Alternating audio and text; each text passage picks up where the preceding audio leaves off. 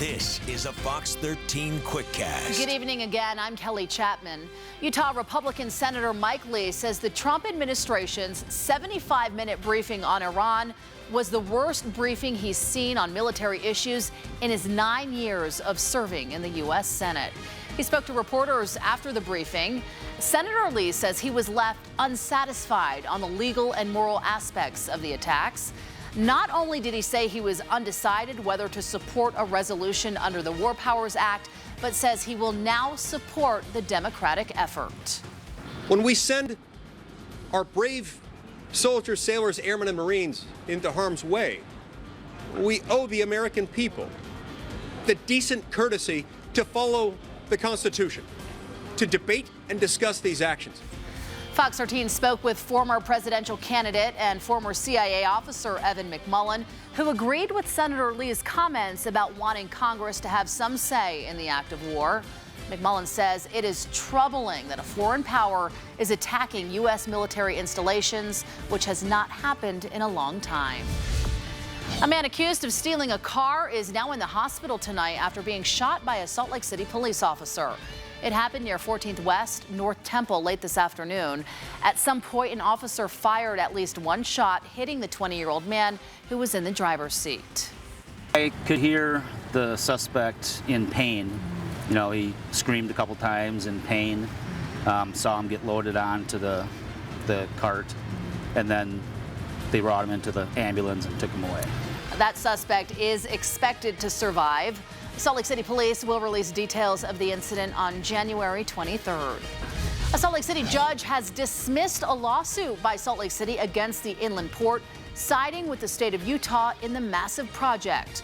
The ruling denies the city's request to halt the controversial project. Former Salt Lake City Mayor Jackie Biskupski filed the suit, saying the state overstepped its bounds on the city's land use and taxing authority. New Mayor Aaron Mendenhall will continue what Biskupski started and said they plan to appeal to the Supreme Court. It's our responsibility to our residents in Salt Lake City and really to cities throughout the state of Utah who will be impacted by this decision to get clarity from a higher court. Many state leaders are glad the ruling did not go the city's way.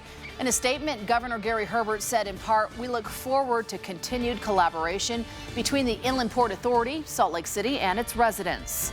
The Inland Port Authority says it is pleased with the ruling. Hi everyone, time is 10:02. We've got temperatures right now here across the state, mostly the 20s and 30s. Tomorrow morning, waking up for work and school, 30 degrees with about a 20% chance for snow after midnight tonight. Very weak as far as the snow showers go here across the state this evening for St. George. 52 tomorrow, and then those temperatures close to 50 through the weekend with sunshine.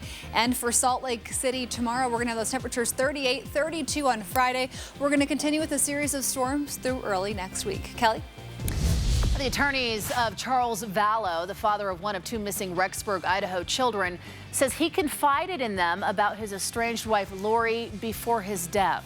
Stephen Ellsworth and Taylor Larson tell KSAZ in Phoenix, Arizona, that Charles went to pick up his son, JJ, before police say he got into a fight with Lori's brother, Alex Cox. Police say moments later, Alex shot and killed Charles in self-defense, while JJ, his sister Tylee Ryan, and Lori were all inside the home.